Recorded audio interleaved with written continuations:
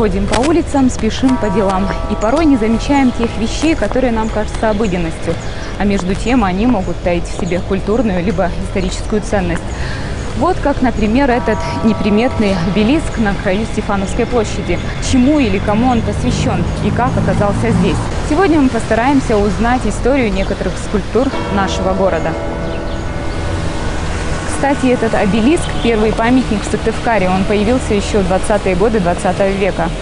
Правда, за свою почти вековую историю он немножко видоизменился, поменял место, за что историки прозвали его плавающим, и в конце концов потерял свою былую политическую значимость.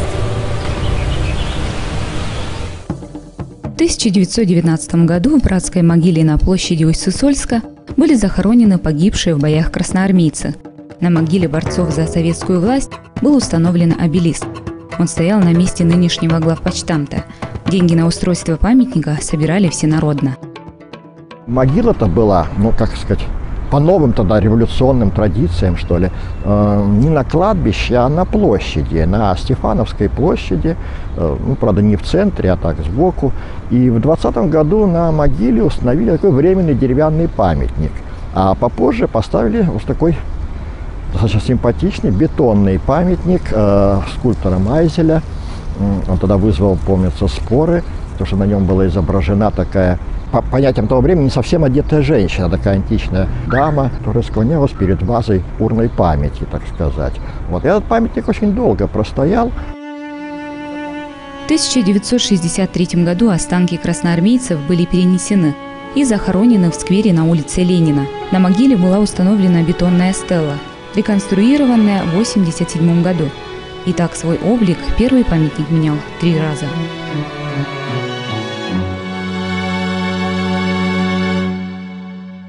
После почти 20-летнего перерыва в Сыктывкаре появился второй, на этот раз именной памятник, герою Советского Союза, полярному летчику Михаилу Бабушкину, уроженцу деревни Бородино бывшей Московской губернии. Чем же мы были обязаны Михаилу Бабушкину? Оказывается, он был депутатом Верховного Совета СССР первого созыва по Сыктывкарскому избирательному округу. Первоначально памятник скульптора Николая Саркисова стоял на пересечении улиц Бабушкина и Кирова на 3-метровом постаменте. Потом уже в 70-е годы памятник было решено перенести на улицу Бабушкина, вот туда, к бывшему кинотеатру «Родина». Естественно, что вот этот большой постамент, он настолько выделялся из общей архитектуры города, что вот, чтобы подойти к этому памятнику и посмотреть на него внимательно, нужно было или очень сильно задрать голову, или перейти на противоположную сторону, где поликлиника номер 1 располагалась, чтобы удобно было рассмотреть. И было решено уменьшить постамент, то есть сделать его на уровне именно человеческого роста. Памятник интересен еще и другим. Герой Советского Союза Михаил Сергеевич Бабушкин изображен без звезды Героя Советского Союза. Вот обратите внимание, у него на груди 3 ордена. Это орден Ленина, орден Красной Звезды и орден Боевого Красного Знамени. Еще без колодок. А звезды Героя нету. Почему? Дело в том, что звание Героя Советского Союза было введено в 1934 году. Бабушкин, один из первых героев Советского Союза, получил это высокое звание в 1937 году. А звезда Героя, как знак отличия этого звания, введена только в 1939 году. То есть у него ее и не было. И хотя на момент создания памятника уже звезда была, но скульптор решил соблюдать историческую точность, и звезды Героя Советского Союза на груди Бабушкина нету. На сегодняшний день в городе установлено более 30 памятников и памятных знаков, 2 мемориала, 1 мемориальная часовня и более 100 мемориальных и охранных досок. Чаще всего в камне изображают деятелей литературы и культуры, государственных и партийных работников, героев войны. И, как правило, каждый памятник приурочен к круглой дате. 1967 год для Коми, как и для всего Советского Союза, был особенно знаменательным. 50-летие Великой Октябрьской революции. В Сыктывкаре празднование шло особенно широко. На юбилейной площади вождю мирового пролетариата установили памятник Ленину Коми Ещань, Ленину от Коми народа. Очень скоро тот же народ каменного вождя прозвал «Ленин с рюкзаком». На самом деле это не рюкзак. Идея памятника «Ленин – наше знамя». То есть Ленин впереди всего народа. И поэтому по задумке скульпторов было именно установить такой памятник, где из гранитного блока вырастает фигура Ленина, а за его спиной расположено большое красное знамя, развивающееся причем.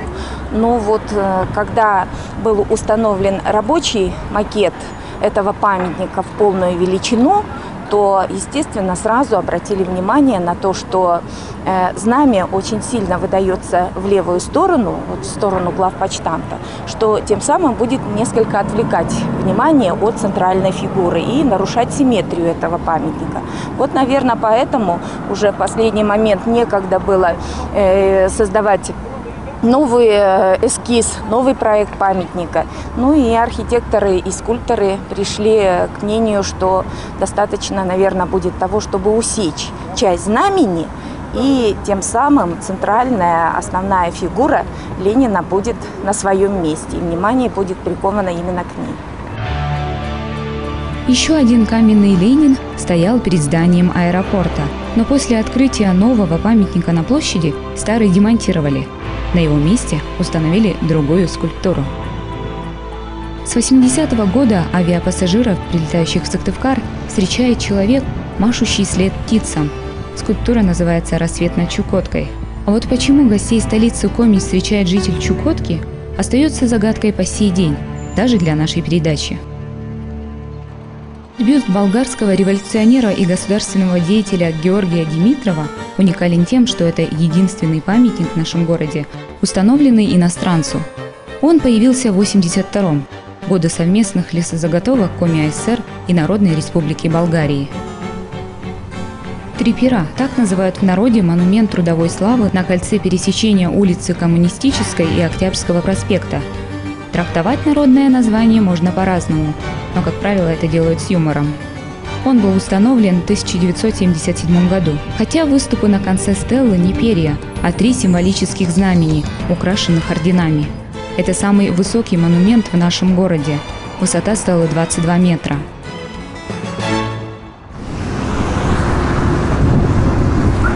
По Карла Маркса в 70-е годы можно было напрямую выехать на Коммунистическую. Сегодня она прерывается аллеей, которую соорудили в 80-е годы. Тогда здесь был открыт мемориальный комплекс «Вечная слава». Место для комплекса выбрали не случайно. В годы войны именно здесь стоял горвоенкомат, откуда сыктывкарцы уходили на фронт. «Вечная слава» – самый большой мемориальный комплекс в городе.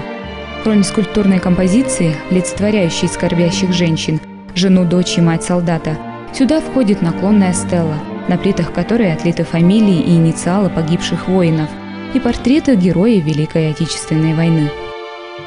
Когда разрабатывался последний проект реконструкции вот этого памятника, была, в общем, по-моему, хорошая идея сделать вот такую, я бы сказал, линию славы, что ли, памяти всех земляков Коми, погибших в войнах 20 века. И у нас уже есть 2 памятника, вот мемориал погибшим в Великой Отечественной войне и памятник погибшим в локальных конфликтах. Они, так сказать, вот на одной линии находятся. И была идея еще за памятником, ближе к зданию Министерства образования, поставить памятник-часовню небольшую памяти солдат, погибших в Первой мировой войне и в войнах вот, первой половины 20 века до Великой Отечественной войны. И вот такое, но, к сожалению, этот проект не был осуществлен.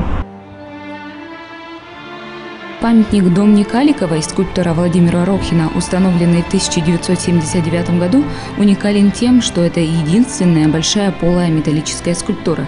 Девушка с ружьем за плечами поначалу стояла у входа в дом политпроса. Позже ее перенесли к школе номер 2, носившей ее имя. При этом установили на низком постаменте, тем самым пренебрегли задумкой автора, мечтавшего показать Домну на фоне елей и лиственниц. Первый памятник литературным деятелям в Сыктывкаре появился в 1977 году. Скульптор Владислав Мамченко изобразил основоположника коми-литературы Ивана Куратова под сосной. Но почему-то в народе этот памятник прозвали «Дядечка под душем» или «Дядечка под деревом». В Коми республике установлено 4 памятника великому поэту Александру Сергеевичу Пушкину в Воркуте, Ухте и поселке Казлук Усть-Илимского района. Ну и, конечно же, в Сыктывкаре. Только вот столичный Пушкин для большинства жителей недоступен, так как находится он за высоким забором воинской части. Кто автор памятника, неизвестно. Зато известно, его приурочили к 175-летию поэта по инициативе полковника Кирилюка.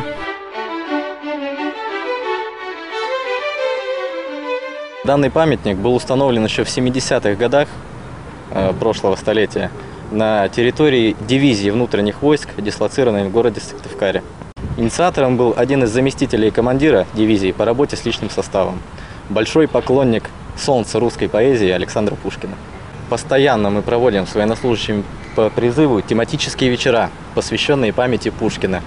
Военнослужащие готовят произведения, учат стихи, рассказываем друг другу, собираемся, изучаем биографию данного поэта, его произведения. То есть работа с этим памятником, в частности, у нас идет вплотную. Одна из последних скульптур столицы Коми – монумент букве «Э». Он появился всего 2 года назад. Был вырезан Александром Выборовым во время скульптурного симпозиума финно-угорских народов в 2010 году. Мы стали наблюдать, что этот звук «э» или буква, она пропадает, когда пишут в газетах на русском языке, когда разговаривают устно. И всячески стараются этот звук заменить чем-то другим, например, или буквой «О», да, или звуком «э», например, вместо «мэс» скажут «мэс», там «йолога» «йологан», напишут, да, соответственно, какое-то проявляется неуважение и к букве, и к языку. Мы обратили внимание на эту проблему, мы решили соорудить монумент этой букве. Памятник ставят обычно умершим уже людям или таким явлениям, которые вышли из культурного обихода. На самом деле мы называем не памятником, а монументом. Монумент этот долгое время не мог найти место прописки и даже чуть не уехал в Сосногорский район, пока ему не нашли место перед центром коми-культуры Сыктывкара. Каменная буква «Э» полюбилась горожанам и гостям столицы и стала некой визитной карточкой города. Хотя, если говорить о местных достопримечательностях, у каждого есть свой любимый уголок. Почему-то «Скорбящий воин» очень часто хорошо смотрится вот на фотографиях, на открытках. У него чаще всего любят фотографироваться. Визитная карточка вообще по своему назначению должна представлять город, какое-то значимое событие в его истории, которое запоминается всем. Строго говоря, у нас один такой памятник. Это памятник жертвам политических репрессий. Потому что вот он действительно памятник, который посещается, к которому приходят очень многие люди, приезжающие в наш город. Потому что к нам, в общем-то, приезжает довольно много людей, чьи предки здесь остались в нашей земле. Мы, конечно, не смогли рассказать о всех памятниках города, их намного больше. Да и количество памятных знаков возрастает, пусть и не с каждым годом. Вот и сейчас столичная общественность бурно обсуждает идею еще одного памятника – Екатерине II. Благодаря ей Сыктывкар в 1780 году получил статус города. Ну что ж, будем ждать каменную императрицу. Ведь именно памятники придают городу индивидуальность и даже некую загадочность.